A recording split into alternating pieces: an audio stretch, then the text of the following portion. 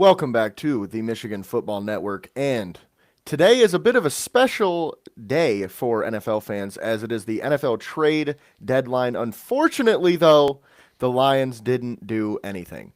As we all know, I'm sure a lot of fans are upset about that. But there are reasons for it that we will talk about in a little bit. Before we get to that, though, there's a couple things that we just want to kind of get out of the way. So. Obviously, we signed that offensive lineman from New England to our practice squad, which, okay, we're that's something, but not really what we were looking for today.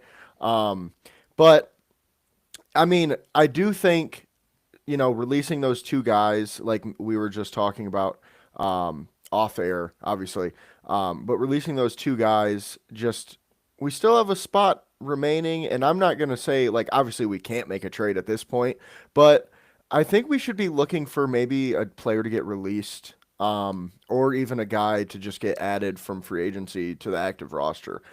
Because we covered in an article last week a couple guys that are available right now in free agency that might have had down years last year or whatever the case, or they're a little older.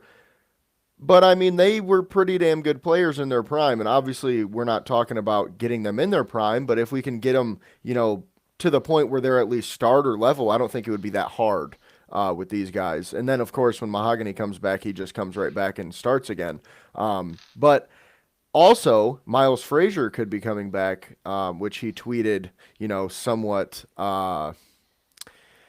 perfect timing, I'm going to say, because it was right as the deadline passed and he tweeted praying hands. So that likely means he's probably going to be back pretty quick. And Dan Campbell did mention, we're going to get some good players back from injury soon. So, with that being said, I think we can calm down a little bit. But is there anything you want to add before we go to our next point? Uh, no, sorry, I'm still scrolling through X over here on another tab, and the amount of Lions fans losing their mind is kind of incredible. That's all I was gonna say. We can move on to the next segment. Oh yeah, it is. I kind of expected it, of course, but it's one of those things.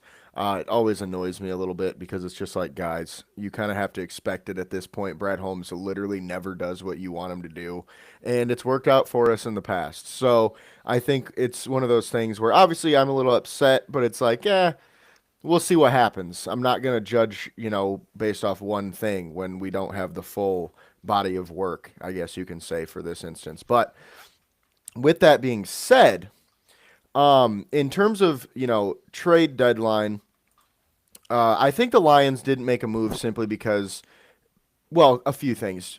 Asking price. I mean, who knows what these guys were asking? Offensive line is not really a position that gets traded very often. I mean, we've only had seven of them get traded since 2002, and I don't know what the number is on this, but I'd be curious to know how many of those guys were even starters because most of the time if you have an offensive lineman who's pretty good, you're not going to trade him because they're hard to find. If they're, a fringe guy, sure, you might move him for like a 6 round pick or something like that. But you normally don't see, like how we saw Laramie Tunsil get dealt twice. You normally don't see stuff like that. So, with that being said, I'm not that surprised we didn't go get an offensive lineman, although that is our biggest need at this point. But I'm a little surprised we didn't go get an edge rusher or a defensive back. Just simply because we were kind of rumored to be in talks with teams for a week leading up to today, if not longer than that, on getting more, defensive line and defensive back depth, or at least, I mean, if not depth, maybe even a starter, possibly, depending on who we traded with, or traded for, I should say. But with that being said, I'm not that surprised at the same time that we didn't make a move. I mean, simply because that's kind of Brad Holmes' MO. We're going to go with who we got in the building, and if those guys can't go, we're going to try to add somebody off the street. He doesn't really like to give, which honestly I find odd. Don't get me wrong. I'm not saying I agree with this, because look, he traded 3 third round picks to move up to get Tesla. I mean, you're trading three Jalen Phillips essentially, if we're talking value, to go get a wide receiver who has 3 catches for us this year. Now, am I going to sit here and say it's a bad move? No. Did I love the value, or do I love the value? No, I didn't love it when it happened. But it's one of those things that confuses me. Like, you're willing to do that for a guy you don't even know if he's going to be good, because he was a project coming out of college anyway. I mean, we knew that. But you're not willing to go trade a sixth round pick for somebody that could help us right now today as we try to make a Super Bowl push. That I don't get very much personally. But again, it's not anything I'm going to, you know, kill Brad Holmes over. It's like, okay, we're going to see what happens, see what moves he makes. Miles Frazier, if he comes back, he'll be the left guard. I mean, that's what we drafted him for. And we all loved Miles Frazier when we drafted him. So I just don't find it that crazy. Now, like I said, the edge rusher, the DB thing, that kind of confuses me a little bit. We'll see. Maybe, I mean, not maybe. They know something we don't know, as always. So, with that being said, that's really, my 2 cents on why they didn't go make a move. Anything you want to add? Yeah, I just don't think the average fan and Brad Holmes think about football the same way. I think most fans want that big splash guy, that Sauce Gardner, that big name, that blue chip guy, and want to go all in because, I mean, that's fun. Who wouldn't want that? In short-sightedness. But Brad Holmes never thinks short-sighted. He would rather have a 4 to 6 year window would have a chance for multiple seasons than just push all the cards in and say it's this year or bust. And whether you agree with that or not is obviously up to you and your thought process, but that's what Brett Holmes is doing. So I don't think even 2 years from now, I don't think he's going to ever do that giant move that some people want him to do. Yeah, and I mean, the closest thing we really saw to it recently was last year was Zadarius Smith, which we all wanted Zadarius Smith. And I think that kind of spoiled us a little bit to this year. Now people are pissed because he didn't do what we wanted because we got what we wanted last year. But I think that was just one of those things like, dude, that was so obvious. It's like Hutchinson went down for the season. We're a Super Bowl team. We are winning every week. And it was like, look, man, there's somebody available for what was a 5th round pick that, Yeah, I think it was a fifth. yeah, that can come in. He has multiple sacks on the season. He's not Hutchinson, but he's a pretty damn good player. Let's add him to the group and see what happens. And then obviously we cut him, which again, still I don't know about, but it is what it is because now he's retired, so I understand it in that sense. But in terms of the player that he was for us, I didn't think the money was, too much for him at all. But again, he is retired now, so it makes sense in hindsight. But with that being said, I mean, a lot of Lions fans are obviously pissed off, but it's like we don't that's not our place, man. We don't run the team. You know what I mean? Like, we are just here watching football. And I get it. Everybody's pissed off because of the fact that we care about the team so much and we want them to win. And honestly, I think a lot of people do it because they're just over not having a Super Bowl. I think, honestly, it's like you've been a fan of a team for so long and they've never won a Super Bowl. So you're just kind of like, look, man, we're so fucking close. You better just get us there, bro. You know what I mean? But it's like, he's got us to where we're close. Let's chill out a little bit and realize this is the first time we've been close. Other than like Barry Sanders, and even then it was like I don't know if To we be still would have fair, won. Even with Barry Sanders, I mean, he's won one playoff game to my knowledge in his career. Calvin won zero. It's like we're trying not to have a one and done year. And yes, I know a lot of Lions fans obviously were somewhat tied to Rams fans because of the Stafford trade. They made that one big trade and then instantly won the Super Bowl. But that's not how every big trade at the 10 line ever goes down. Like, we wouldn't have our team now. We wouldn't have Laporta and Gibbs and J-Mo and all them if this trade did not happen. So sometimes you need to push the chips all in, make that final push. It worked out for the Rams. It has not worked out for some other teams in the past. And that trade even benefited the Lions and built our future for, like I said, the next 4 or 5 years. Especially after extending these guys.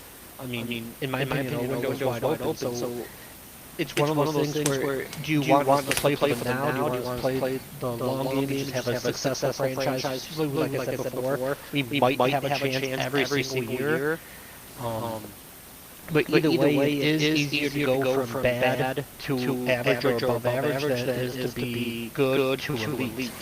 Like it takes a while to take that last step up, and I don't think the Lions are one move away to be honest. So I don't want to trade mortgage our entire future or two first-round picks, multiple future years for a chance at this year. More so than we already have.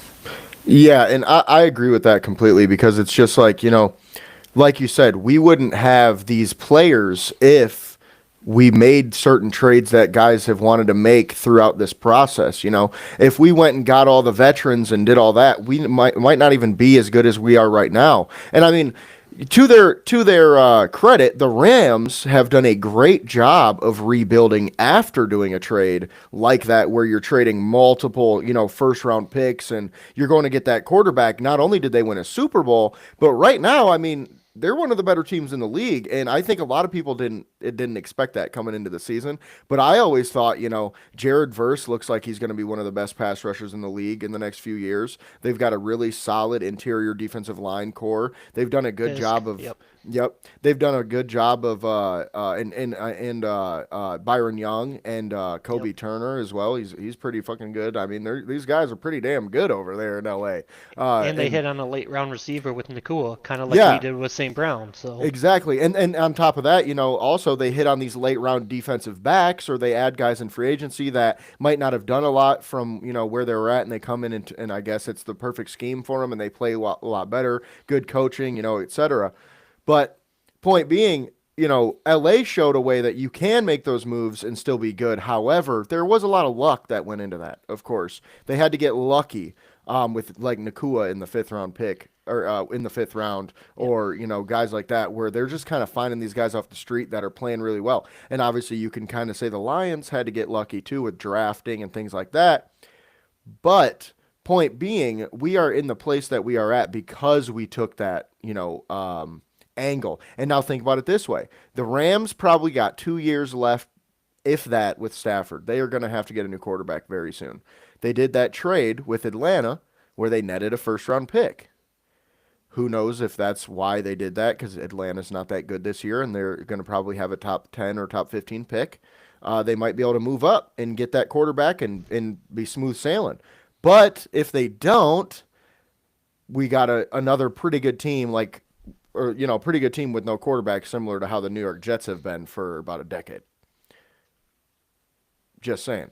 And I also feel, to wrap it up here on this part, I also kind of feel like the Lions have been aggressive, but not in the ways that fans necessarily want us to be all the time. Like drafting Jahmyr Gibbs, drafting Jack Campbell. I mean, getting guys like that in the picks that we did was deemed aggressive at the time because a lot of people didn't necessarily see those guys going at those spots. Or I guess Jahmyr Gibbs maybe was in that spot, but not to us specifically. And we see how that, saw how that worked out. So, yeah. I remember with that year, I really wanted Jalen Carter. I mean, obviously he came in with red flags and whatnot, but if he didn't have those, he would have been 1 or 2 overall. So I was hoping that we would take him to put next to Hutch, but at the same time, we traded back. We ended up with Gibbs and Laporta because of that. So, I mean, I can't complain. And that's exactly how I'm feeling. It's like we can sit here and bitch and moan that we didn't win a Super Bowl the last 2 years, but I think we should be happy that we can bitch and moan about not winning a Super Bowl because we're supposed to. Like, that's where we're at right now. Like, if you asked, we've said this, I don't know how many times on this show, man. We have said this so many times. If you asked us 10 years ago, the Lions in 2023, I think was the first good year that we had, from 2023 to 2025, are only going to lose like 8 games. You'd be like, sign me up. I don't even give a shit what happens other than that. You know what I mean? You don't even have to ask any more questions. You're just like, all right, let's do it. Because we were so bad for so long. But that also plays into why people are so upset. But I think that should really register in our heads like, hey, man, we were so bad for so long. We can handle being pretty good for a couple Yeah, more I years. I feel like a lot of people forgot how bad we were before Hmm. Brad Holmes. Yeah. Like, hell, I didn't even wear the shirt for this occasion, but the I survived the drought 91 to 24. Like, I love that. that's how long we went between winning division titles. So, all of a sudden, and don't get me wrong, obviously the Super Bowl is the whole purpose of playing the sport. But let's just keep it real here.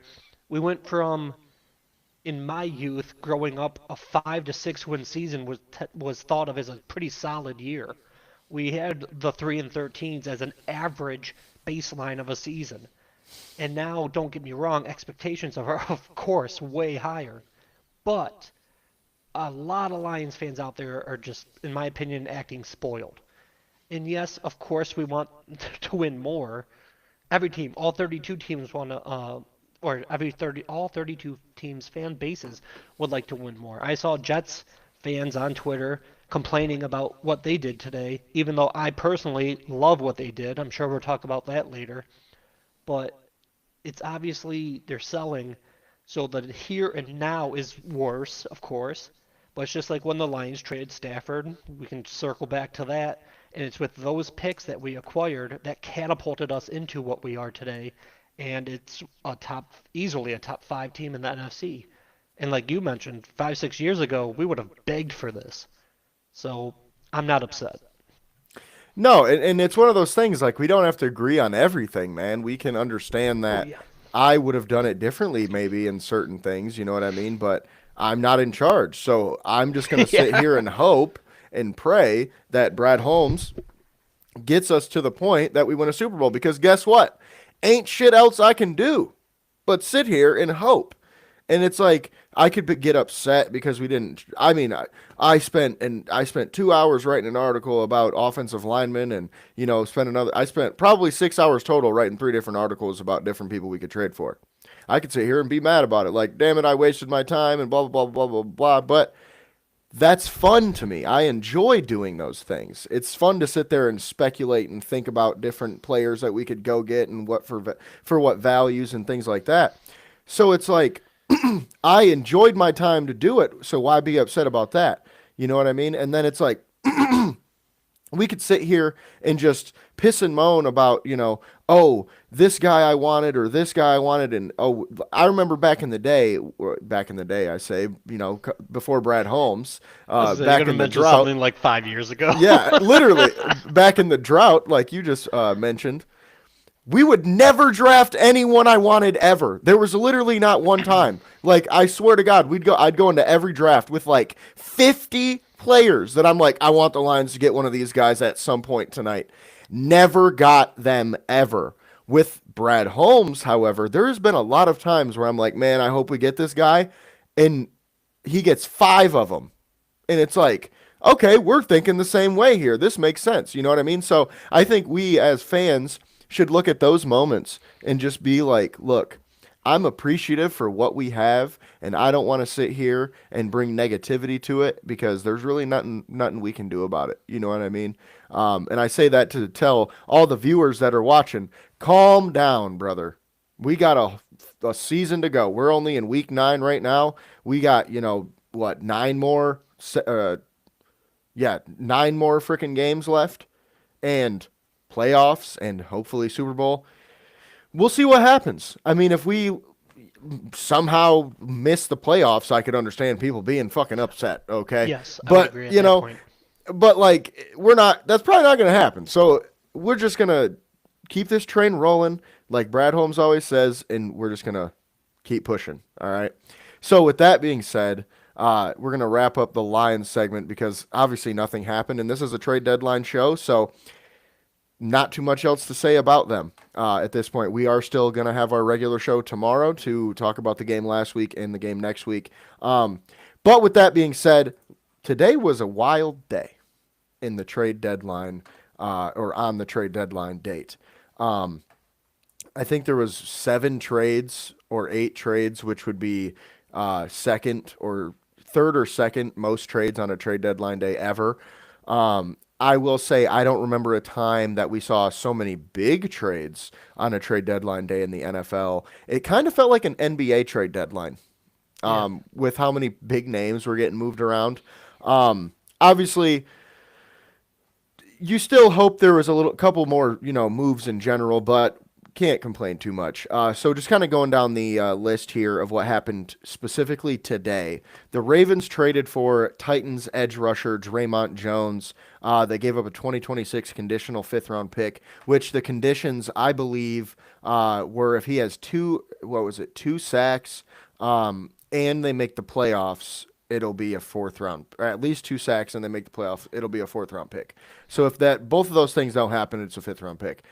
Kind of makes sense. I mean, I mentioned on the show I think he was worth a sixth, so the Titans actually get a little bit more than what I thought he was worth. But again, I like that trade for both teams. I do think Draymond Jones helps the Ravens a little bit more than he would have helped us just simply because of where he plays.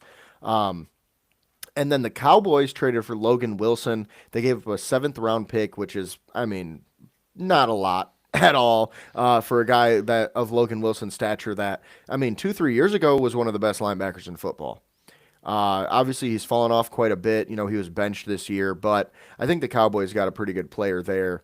And then last, before I hand it over to you, the Jaguars added wide receiver Jacoby Myers with Travis Hunter going down on IR. He should be back relatively soon, but they did place him on IR, so he's out for at least 4 weeks.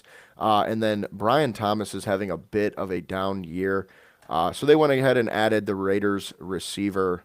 They gave up a 2026 fourth and sixth round pick. So basically the value of a third, which a lot of teams today were asking for third round picks for, specifically receivers, which we'll get to in a little bit, a couple more of those guys. But Jacoby Myers goes for a fourth and a sixth because the team just said, look, man, we're not giving you a third. Nobody was going to give him a third. So they took the best offer that they could get. But with that being said, what are your thoughts on those three deals? Well, I quickly wanted to double check just because I wanted to make sure. There. Um, the Myers to Jacksonville deal is the one that intrigues me the most, just because I feel like he's kind of the same type of receiver in uh, Brian Thomas Jr., who just got hurt. Obviously, Thomas Jr. is a tier above, but because he went down, you got a guy that has a, in my opinion, similar play style. And excuse me. Also, in my opinion, I don't think they gave up really too much for him. I want to kind of look at his contract. Does he have, is he under contract for after the season? If I so, then this believe might be so. a steal. I don't think he's on a contract year. Because I want to see, because if they can have next year all three of those, that's a hell of a receiving core. Oh, he is in a contract year. Okay, well, they at least they have the first dibs to try to resign and whatnot. I doubt you're gonna take them, but those are your options. But yeah, I'm intrigued by the keeping all three of them for next year. Because I think that would give them a rather deep receiving core. And then in terms of for the now, they beat Kansas City, and like I said, with Brian Thomas Jr. going down for the year, they are. Well, Brian Thomas isn't injured, but Travis Hunter's hurt, but he's not done for the season. He's not done for the Travis season. Hunter's not? No, he's only going to be out for probably 4 or 5 games. My mistake. Okay, I had the wrong receiver hurt, but I thought it was season ending, so that's okay. So cool. I only have to wait a month to see what I want to see. My mistake on that. Thank you for correcting me. Wrong receiver in Jacksonville got hurt. But I'm sorry. What was the other two moves? Draymond Jones to Baltimore and Logan Wilson to Dallas. Logan Wilson to Dallas for only a seventh is something that surprised me. Like you said, he did get benched this year. His play is not as good as it used to be, but fairly recently he was a top 5 to 10 linebacker.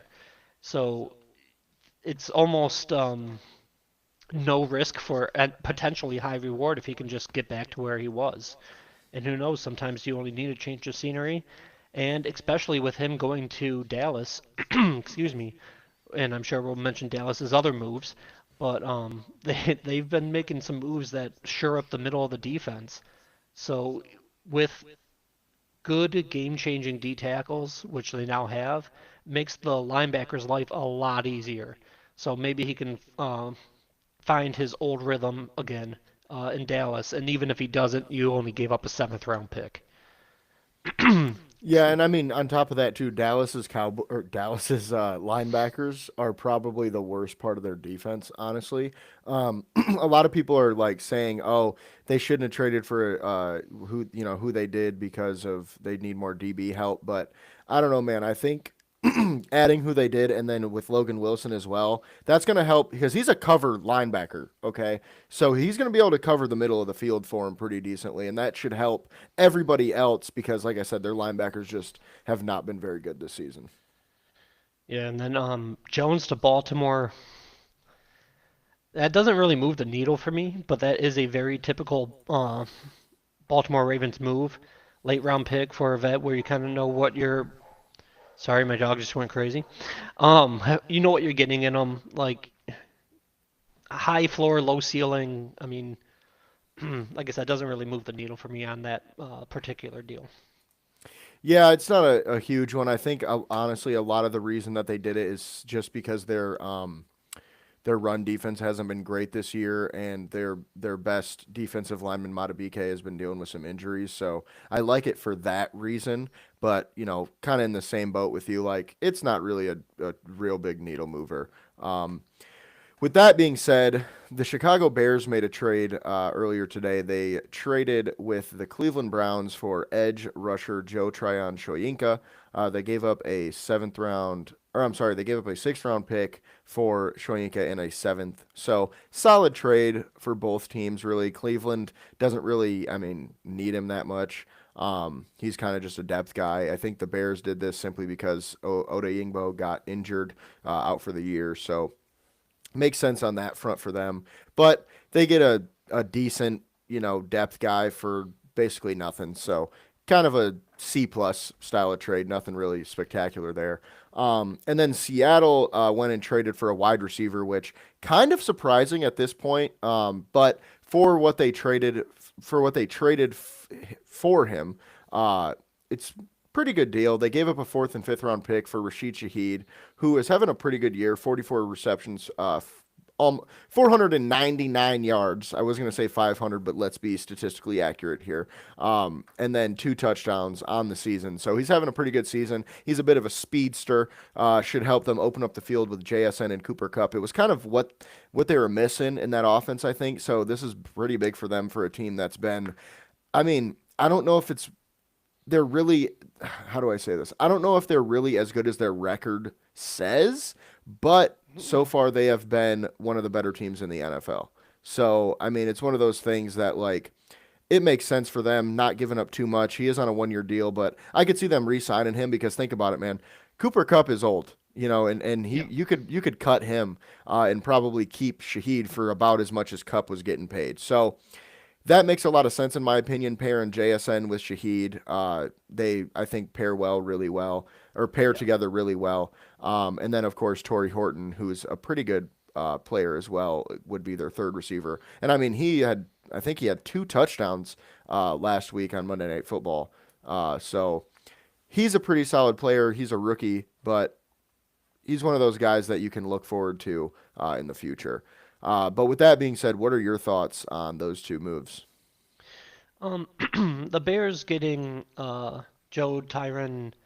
I don't know how to say that last second hyphenated last name. Shoyinka. Sorry, Sharyinka. Okay. Like you said, kind of just it reminds me of the Baltimore Devontae Jones move. It doesn't really move the needle, but I see why they did it. They didn't give up too much. They got a little bit of pass rush help. They are excuse me. Uh, the Browns get a draft pick, and they already have their um, I hate to say multitude of pass rushers, but Myles Garrett and friends. Um, you gotta save a little just because it's Wayne Garrett. But once again, not a huge deal for me, but it's nothing that's gonna make me fear the Bears or anything like that. Hmm. Or when we have the Bears come to town or vice versa, I don't know which one happens first. He's not a guy circling or anything like that. But it's a depth move, so I mean, at least Ryan Poles, knows he has some holes and acquired someone to fill at least one of them without giving away too much draft capital. Moving to the Seahawks trade, I absolutely love it because I think Rashid Shaheed is exactly, as you mentioned, what Seattle's been missing from that offense. This will be their JMO, so to speak, if you only watch the Lions. This is their speed threat. And if you've watched any of the Seahawks teams this year, they've already had a really good passing attack. And they just got a little better. Maybe even a lot better. Shaheed's been having a pretty good year, as you mentioned. He's one of my guys that start every week in fantasy. He's been, I don't want to quite say carrying me, but he's had one or two weeks where he's absolutely blown up. And that's with the Saints offense. So put him on a team where he's not the best receiver. And don't get me wrong, I know Olave's still over there in Seattle as a Saint, but he's not what he used to be. I mean, let's just keep it real. And I disagree with you on Seattle. I feel like Seattle's a top 5 right now team in the league. I mean, maybe they'll cool off and whatnot, but right now they are red hot. They are outscoring anyone they go up against, and they are doing it offensively. And they just got one skin just a little bit better on offense. And if you put too much attention on JSN, then all of a sudden Rashid's going to be over the top. And they, of course, have that nice two-headed running back system like the Lions with Walker and Charbonnet. So I really like what they've done. I'm starting to get that echo thing again, so I'm going to drop joint back real quick. Okay. Yeah, I agree with you there, but I do think that the reason I say Seattle, it's similar to why I think the Colts I don't really believe in them yet. I just need to see a little bit more. Obviously, they added a new quarterback this offseason, so a little bit, I would say a lot of changes in Seattle this offseason. Actually, them trading DK Metcalf, kind of rebuilding their receiver core, somewhat rebuilding their offensive line. I just think it's one of those things, where, like I said, I just need to see a little bit more before I completely buy into like Seattle or Indianapolis or, any of these teams, like I said, that just did a lot of different stuff over the offseason and added a lot or hired a new coach. It's like, we've seen it before, we see it all the time recently, especially with quarterbacks, the sophomore slump. It's like they look really good right now, but we'll see what happens in the playoffs or like when a really good team comes to town or figures them out. I mean, we just saw it with the Lions against Minnesota. Nobody really saw that coming. And the Lions lost that game because Minnesota just kind of figured them out. Hopefully the Lions can adapt and change, to make the difference next week. So every team can't just do the same shit to us and win. But we've seen it happen before, like with Jared Goff and Sean McVay and the Rams. I mean, once the Patriots kind of showed how to figure them out, it was kind of over for him. I mean, as we saw, he got traded and they kind of blew it up. So with that being said, I just am not quite ready to buy into those teams because I need a bigger sample size, essentially. But with that being said, the last trade we will talk about before we get into the big moves of the day is the Chargers. Actually, there's two. Funny enough, they announced another trade at 5 p.m., so technically past the trade deadline. But it was in the memo that I don't know. Excuse me. It was in the memo, but nobody tweeted it. So it's kind of funny. It was still legal, but nobody tweeted it, so nobody heard about it. Which the Chargers to me then. The Chargers traded. It's nothing anybody cares about, to be honest with you.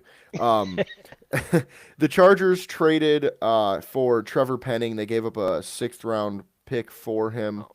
Well, that's the one we already knew about.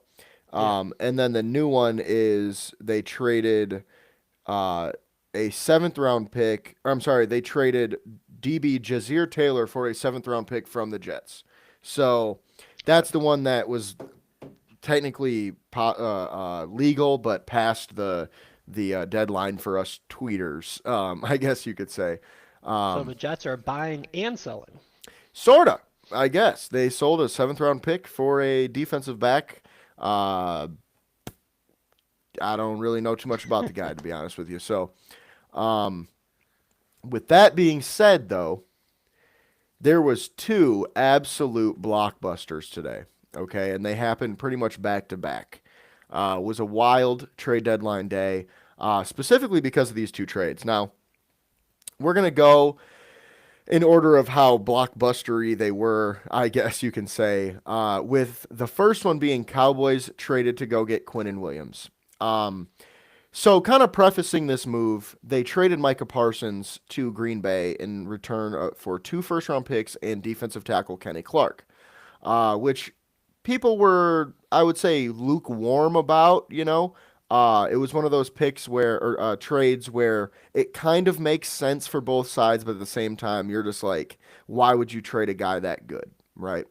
Well, then they turn around and they trade for defensive tackle Quinnen Williams at the deadline, and he is an all-pro, top 5 defensive tackle for the past few years. Yeah, he got paid, but it's nothing insane like $47 million that Micah Parsons is getting. So they essentially traded they traded a first round pick, a 2027 first round pick and a 2026 second round pick to the Jets for Quinnen Williams. They also traded Mozzie Smith within that trade, who is or it was a former, who I guess is still a former first round pick.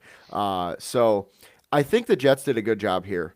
They traded away a guy who is, yes, 27 years old, and like I said, top 5 defensive tackle in the NFL. However, he's probably going to be 30 by the time you're doing anything. Let's be realistic here. And he's one of those guys that in 2 years, he's going to want a new deal. Even though he's got a year or two left on his deal, he's going to be like, look, man, 28 million ain't enough for me no more. These guys are making 50. See what I'm saying? So it's going to be like, what are we going to do here? The Jets made a good move. They traded not even an aging. They traded a in his prime defensive tackle, but they got a first and second round pick. Now, the Jets now have 3 first round picks in 2027 alone, and 2027 is said to be one of the best drafts we've seen in recent memory, if not ever, in terms of how many blue chip prospects there is in it. And obviously, a lot of things can change in a year and a half still that we have before that happens. But Brad Kaya. yeah, exactly. Yeah, great point. I mean, even this draft coming into last year's Arch draft, Manning. or Garrett Nussmeier. I mean, think There you about go. it, man. Yeah. It's guys like, who were perceived as the next big thing, and then they go in round 7. Brad Kaya, yeah, for example. Quinn Ewers is a perfect example of that Yep. because he's one of those guys that everybody thought was a top 5 pick, and then he literally was a 7th round pick. And point being, the Jets did a really good job on this deadline as a whole, which we'll get to their other move in a second. But this move specifically was really smart for them, and I also like it for the Cowboys. That's why I prefaced it with the Micah Parsons thing, because look, man, they went and got one of their guys that now you're looking at it, like you mentioned with Logan Wilson, he makes the rest of the defense better. Their run defense is going to be ridiculous now with him and Kenny Clark in the middle. And they also have pretty decent edge rushers, nothing insane, but now they're going to play a little bit better because Quinnen Williams is in the middle. And then the linebackers are going to play a little bit better and so on and so forth. So I think it makes a lot of sense for the Cowboys, especially when you pair it with the Parsons trade. Now, I also love the deal simply because of the money saved. They're saving like $20 million per year by doing it this way. They saved 47 before this, but now with trading for Quinnen Williams, they have a stout defensive line, and they still have extra picks, and they're saving $20 million at the end of the day. So I really like it for both sides. What are your thoughts on this deal? As you mentioned, I like it for both sides, but I do like it for the Jets far more. If you follow me on X, I said it, and if not, I'll just say it here for whoever's here live with us or watching this later on. In my opinion, I've never really sat here at a deadline and declared a selling team a winner. I think the Jets, obviously we're talking about half the move right now, but in totality, this is half of what they've did. They acquired so many picks for players that I don't want to say don't matter because it's a prime top 5 D tackle and a prime corner, which we'll get on. But by the time that they are going to be competitive again as a whole, and by the time they get to use these picks, by the time they get this thing rolling, those two players they traded would either be at the tail end of their primes or past their primes. So I know they traded away a lot today, but when it comes to their future and the 5-year plan, so to speak, they essentially traded away nothing because they're not competing with those guys right here and today. They have Sauce, and they have Quentin Mitchell. I'm sorry, not Quentin Mitchell. Quentin Williams. And they weren't winning. They're like, what, 1-8? Yeah, 1-7, 1-8, something like that. Yeah. So they're not winning with them. So at least this, because they are your best players, at least you now have a massive pool of, I guess I'll say prospect / lottery picks, so to speak. And hopefully with Aaron Glenn, as long as he gets a long enough leash to be a part of these picks, it reminds me a ton of the Lions doing the Stafford deal. Mm-hmm. They came in here, the new regime. We traded away our best players, our face of the franchise. We got 2 extra firsts. And then you can trade those picks for more firsts, just like we traded back. Yada, yada, yada. But everything that we've built right now for the Lions, our entire core, is based off that Stafford trade. Yep. This is the Jets Stafford trade. I was thinking the exact same thing, honestly, and I'm glad you said it because I was going to say it if you didn't. It's one of those things that, like, it's almost like Aaron Glenn went to New York and was like, hey, guys, so this is what we did when we were in Detroit, and it worked out so well. We should do the same thing. Like, we should just do the same shit. And he was like, even look at it this way. We have 2 of them. We're going to trade it. We're going to do the trade twice. Because we have Quinnen Williams and Sauce Gardner, which another thing that I think the Jets did a really good job at within this Quinnen Williams deal was they got the better of the Packers Cowboys firsts in 2027. Not only did they get a 2026 second round pick, they got a 27 first, and it's optional to be the better pick of the two, Green Bay or Dallas, which kind of crazy in my opinion, but I kind of get, I mean, I get it from New York's perspective, but I also kind of get it from Dallas because it's like realistically, they're both probably going to be in the late teens to early 20s at best, if not worse than that, because I think the Cowboys and Packers both are pretty good teams. So, and then of course the Jets also got Mozzie Smith in this deal, who is a former first round pick defensive tackle who seemed to not really get on in Dallas, which I can tell you. And I have good sources on this, so you don't have to believe me, but I have really good sources on this. Mozzie Smith was not really enjoying his time in Dallas. It seemed like they were trying to make him a player that he wasn't necessarily. They were trying to get him to play a way that he didn't. That comes with they were trying to get him to lose a lot of weight. They want him to be more of like a three tech type guy rather than a one tech, which Mozzie was, a one tech in college. So I think he's really happy to get out of there, and I think he might play pretty well for the Jets, which is why I say all of that. I think Mozzie Smith's actually going to surprise some people for the Jets because I think he has the physical tools for sure. Absolutely. He was a beast in college for Michigan. There's a reason he was a first round pick. Mm-hmm. And going back to compare it to the Detroit trade, he's kind of like the Goff, where some people thought he was a throw in, and guess what? He's a pretty important part of what we currently have. So Mm-hmm. if he turns it around, like you mentioned, or if he doesn't, you at least still got the picks, but I would not be surprised if he does at least at minimum because of average starter. Yeah. He's going to be, I think he's going to at least be serviceable for them, if not pretty freaking good. Obviously, he's not going to be Quinnen Williams. That's not what I'm saying here. Yeah. But he's going to be a pretty good player for him. But with that being said, the second move that they made, which was easily the biggest move of the day, they traded Sauce Gardner, the lockdown cornerback, to the Indianapolis Colts for 2 first-round picks, one in 2026, one in 2027. So now the Jets have 2 first-round picks in 2026, 2 second-round picks in 2027. Or I'm sorry, in 2026. Yep. 3 first-round picks in 2027.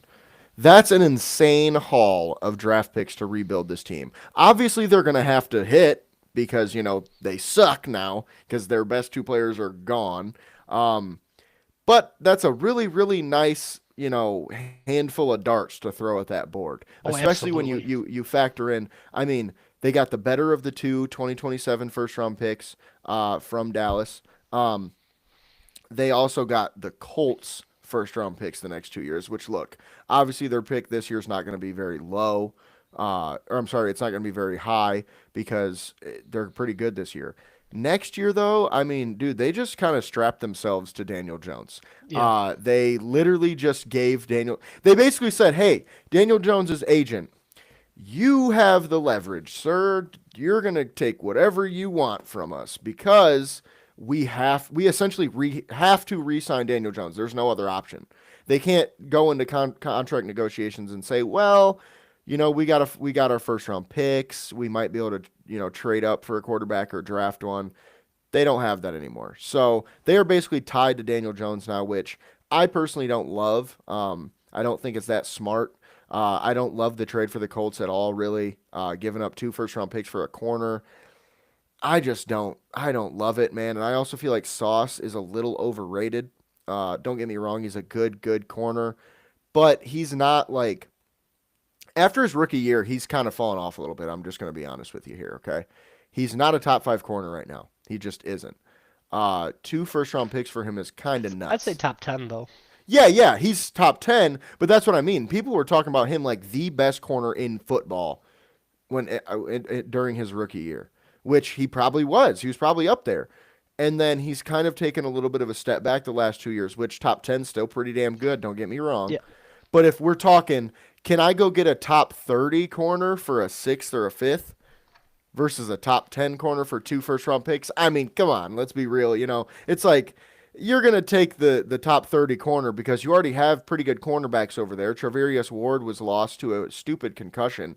So, I mean, did you see that video? I did. I did. I'm Oh trying my not to laugh lord. because I never want to laugh when someone gets hurt. But it Yeah. is just such a boneheaded, like, Like, what are you dude, guys doing? it was like I was watching fucking freshman football out there, and these kid it's like a kid running around like, oh, I'm gonna go intercept it, and then he just fucking nails his teammate because he doesn't understand what he's doing. Like, point being, Charvarius Ward will be back at some point this year. So I just feel like trading for a guy like Sauce, don't get me wrong, a good player. I don't know how much sense it makes for the Colts at this point to give up 2 first round picks because not only did they give up two firsts, they also just tied themselves, like I said, to Daniel Jones for the next 5 years probably. And obviously they still have Anthony Richardson, but I think that ship has sailed, guys. I mean, Oh yeah. they benched him. He's their backup now. He's not really the guy there. So I don't know. I don't really get it from the Colts' perspective. Obviously, they're going all in, but a corner, I don't know, man. It's not Jalen Ramsey. You know what I mean? When he was traded to the Rams, like I understood that trade because it's like, oh, he's the best corner in football. Pat Surtain, I can Yeah. understand 2 first round picks for him, but Sauce, I'd give it's up two like first for him. yeah, it's like, but Sauce, it's like, man, maybe a first and a third, maybe. But even then, that's like, seems like a lot. But back to your point, with the Jets, they're the winners of the day by far. They blew it up. They just said, you know what? We're going to get all the ammunition we can possibly hold. We can get as much as you can carry, boys, because we're going riding. We're going out here tonight because we're going to get some talent. So as a Jets fan, or I'm sorry, if you are a Jets fan, don't feel bad. Yeah, your team's going to suck for a year or two, but you'll be all right because guess what? As a Lions fan that's been through it, you guys might end up better than we did because you got so much more draft capital. Yeah. But with that being said, what are your thoughts on the Sauce Gardner deal? As I touched on when we talked about the Williams deal, I think it's a great day to be a Jets fan. And as you mentioned, it's waving the right flag unconditionally for this year. But you have so many picks, so much potential, so much, I guess I'll call it off-season fuel. Imagine doing mock drafts with 3 first-round picks. and don't get me wrong, I'm not saying let's make a trade because it makes the offseason more fun, but it's a long-term move, as I touched on before, comparing it to the Lions. Just between 2026 and 2027, the Jets now have 5 first-round picks in 2 years. That is a quick way to turn around your franchise. In addition to the additional second-round pick they have this year. So they Yeah. have 5 first and 3 seconds over the next 2 years. that's And think just about all the current. money. Think about all the money that they got rid of too. It's like you probably. I mean, Sauce was getting what almost 30 million a year, and then Quinnen Williams is getting almost 30 million a year. So you just shed 50 million a year, straight up, just gone. And you got all those picks. I mean, come on, dude. It's like I honestly, some people might hate me for saying this. Okay, this is how I play Madden. This is what you do on Madden, and it's always worked out for me. Okay, I understand you can't go in and just trade everybody. I get that, but I think GMs should start taking this this angle a little bit more, right? Like now thinking about it, I'm like, man, I kind of wish Brad Holmes would have traded more of our guys away back then. You know, it's like Oh, a back couple then, of yes. yeah, it's like back then it's like there's a couple guys that we just don't have anymore for whatever reason. We let them walk or whatever the case, and it's like, man, I wish we would have just traded his ass and just got a 5th round pick or whatever the case because Brad Holmes showed that he can do he's a magician in the freaking late rounds and he just finds guys. So it's like if we just had more darts for the dartboard, I would have loved that. But point is, Jets fans, you guys should be happy. Very, Absolutely. very happy knowing that the guy that you have GMing your team right now seems to know what he's doing. And as long as he can draft, which we'll see about this year's draft. The jury's still out in its entirety. I think on this draft, obviously, you can come to some conclusions in 9 games, but we don't know enough to really say anything about this draft class. But we'll see how it goes over the next few years. But I do think it's looking up for the New York Jets. And they kept some of their pieces too. They still have Brees Hall and they still have Garrett Wilson and plus all these picks. So they didn't trade away everyone. So they have a large amount of picks to build on the future and still a couple building blocks there to, have your base there. So yeah, if I was a Jets fan, I know it sucks. We've been there.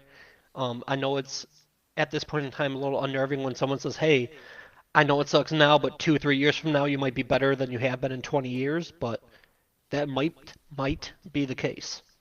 Honestly, like you Lions fans, you guys might call me crazy for this. I think the Jets are in so much better position than we were back then. We kind of got lucky with Goff specifically because they need a quarterback, and we never needed one throughout the process because we got Goff in that deal, and he ended up playing way better than anyone thought he would. Um, but like they probably have more building blocks than we did at that point. I mean, think about it, dude.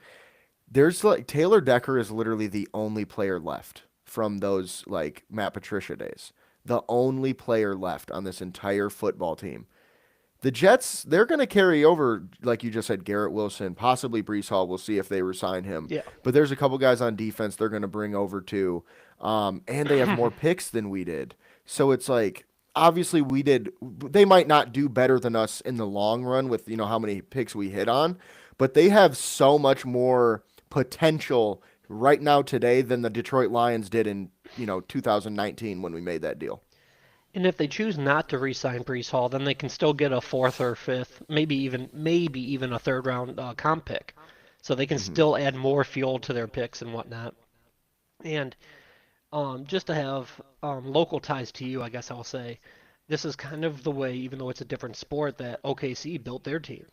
Just picks on picks on picks. And obviously it's a different sport, but that's how you get better. You have to hit on some of these picks. And you're not going to hit on 100% of them. No one does. But as long as you hit on more than you miss, they'll be fine. And I hope they do this well, and I really actually hope they have success, just because I still like AG and I wish the best for him. I would love a Jets-Lions Super Bowl here within the next 2 years. I want to see the Dan Campbell coaching tree take off, except for Ben Johnson, just because he stays in the division. So if he went somewhere else, I wish him the best too. Hopefully his next job he blows up. Yeah, and that's definitely another positive as a Lions fan watching this happen for the Jets is also knowing Aaron Glenn is attached to it. But also, honestly, when I saw them trade Sauce Gardner, the first thought that popped in my head was that means they think Aaron Glenn's their guy. They would not do this if they didn't think Aaron Glenn was their guy. They're not going to go fight or trade all these guys and then try to find a head coach. You know what I mean? Like they know Aaron Glenn is their guy and they're following what he thinks is the right way to do things too. So that was a really, really nice thing.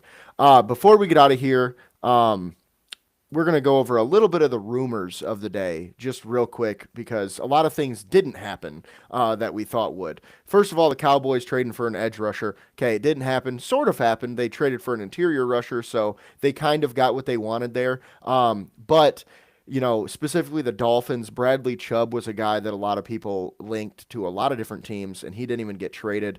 That's one of those moves that I understand because it's like, look, man, Miami sucks. We know that, right? Bradley Chubb, though, is a pretty solid player, but they're paying him a shit ton of money. However, with the way his deal is structured, it's a little bit easier to get out of that deal financially next season. So I think he's traded. I just don't think it happens this year. And I think it's because they're looking like, man, is it worth 30 million? Because I mean, they have to pay the guarantees of his contract when they trade him. So he's due like 30. It's like 31 million for the next or something like that for the next 3 straight years. Now, if the team that traded for him would only have to pay 20 million a year. So that means the Dolphins would have had to straight up just absorb probably about 30-40 million dollars for a 5th round pick. It's like, look, let's just play him for another year, pay him what we signed him for, and have him do what he came here for. And then next year we'll trade him and only have to pay 10 million for a 5th round pick. I think that was kind of their way of thinking. So that makes sense why he wasn't moved. Jalen Waddle as well makes sense why he wasn't moved. Similar to Garrett Wilson, that guy's a building block. They weren't going to move him for anything less. Especially with Tyreek Hill's health and whatever else is going on. So. Yeah. And they were asking for a first and more, which is acceptable, especially when you think that Miami traded up and took Jalen Waddle over Jamar Chase and Penei Sewell. Just saying. They probably... He went before Chase? Yeah. He went the pick, I believe, because there was the Bengals went right before we did, right? Or was it the Dolphins? Let me look this up. Because I'm pretty sure it went Waddle, Chase, Sewell, because I thought once the Bengals didn't take him, we were like... 5th. Okay, so he was directly before Sewell, because Sewell went 6th. Sewell was 7th, wasn't he? Oh, okay. Hang on, pulling it up now. I mean, that would make a lot of sense, I think. Yeah, Sewell went 7th, Waddle went 6th, Chase went 5. Okay, so it's Chase, Waddle, Sewell. Okay. So, but either way, with that being said, they traded up to get him and took him over a guy like Sewell. So it's one of those things, like, you don't really want to let that guy go. I mean, he is a pretty good player, too, don't get me wrong, but I think that also factors into we don't want to just trade him. But with that being said, I'm also kind of surprised the Titans didn't really make any moves other than Draymond Jones. There was a couple guys like Arden Key that we thought they did trade Roger McCreary, so I guess that kind of counts, even though it didn't happen today. Another team that just we thought was going to completely blow it up and didn't. It's funny, the teams that we thought was going to completely blow it up and didn't. There was teams that we thought would blow it up and they didn't, and then the team that we didn't think would blow it up was the Jets, and they completely blew that shit up. They just said, boop, we're pressing the button, baby. So kind of a fun day for that. Outside of that, Tariq Woolen, of course, was kind of talked about in trade talks, but didn't end up getting traded. I think that makes a lot of sense. Because, as we talked about, he's young, he's got a lot of potential. He probably shouldn't get a huge deal this year just based on how he's played. But I understand them keeping him. And then the thing we left out about the Colts deal, they also traded Adonai Mitchell in that deal, which the Jets just got themselves a former first-round pick wide receiver. So that's 2 former first-round picks at 2 impact positions. So I think that helps the Jets out even more. Yeah. Absolutely, I forgot about him, to be honest. Yeah. But And Yeah, to have him then be thrown in with those picks, that's not bad at all. no. And then one thing I wanted to touch on, just because it's in front of me, slightly off topic, forgive me, but since I looked up um, where Waddle and Chase went in this draft, second and third overall that year were Zach Wilson and Trey Lance. Yep. So just a quick PTA announcement. Quit reaching on quarterbacks, people. Guys drafted after Zach Wilson and Trey Lance. Jamar Chase, Penei Sewell, Jace Horn, Patrick Surtain, Micah Parsons, Rashawn Slater. Like, you want a great D end, a great tackle, a great corner, great receivers, but no, you guys went for Trey Lance and Zach Wilson. But hopefully the Yep. Jets are in a better direction now with their picks. Yeah, and I think that's one of those things where people get too caught up in we need a good quarterback first. Build your team. The quarterback, I'm not going to say it's definitely going to come, but it's probably, if you wait long enough, somebody will be in free agency, like an Aaron Rodgers, that you can at least have for a season to make you pretty good, or you might find somebody in the draft. I mean, I just think the more darts you throw at any position, the better. So I don't, unless that you think that guy is literally a game changer, elite quarterback prospect, I'm not trading up for him. That's just what I think. If he's there when I'm there, I might take a flyer on a quarterback in the top 10. I ain't trading up for him, though. So guys like Trey Lance and Zach Wilson at that time, I know Zach Wilson was seen as more of like a quote-unquote can't-miss prospect, but Trey Lance was a definite project. So the 49ers trading for 3 firsts to go get him is kind of crazy in hindsight. And I think a lot of teams have kind of changed the way they think about positional value in a lot of ways like that because, we've seen it in years past. Quarterback's number one. You got to get the quarterback first. But we've seen it recently where it's like maybe we can wait on the quarterback and build the rest of the team first. And like you said, think about, those two teams. If they would have taken a Jamar Chase or a Penei Sewell, who knows where they're at. Yeah, like you Right at now. least get a building block. Like obviously quarterback's important. No one is going to tell you it's not. But if that person's not there, and we've seen it so many times, just add your building block, add your Chase or your Sewell, etc. And at least you have someone you can rest your hat on. And if you do that year in and year out, it's going to splotch them around the field, and eventually you have a whole team of talented players. So Yeah. it's those exact reasons that I get excited about teams like the Jets when they acquire all these picks.